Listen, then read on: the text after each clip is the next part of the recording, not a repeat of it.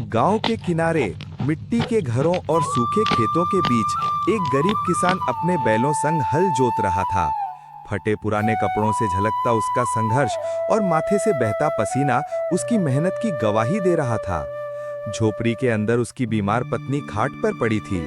दो छोटे बच्चे पुराने कपड़ों में किताबें थामे बैठे थे, पर उनकी आंखों में पढ़ाई से ज्यादा भूख और उदासी साफ झलक रही थी।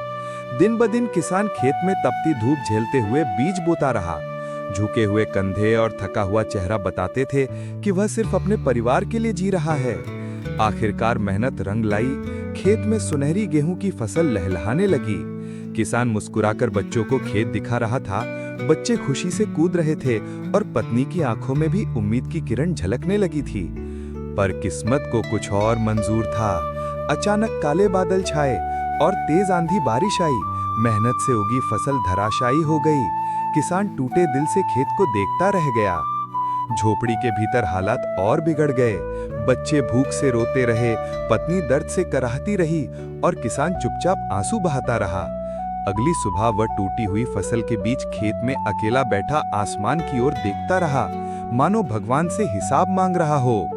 लेकिन उसकी ताकत जवाब दे गई।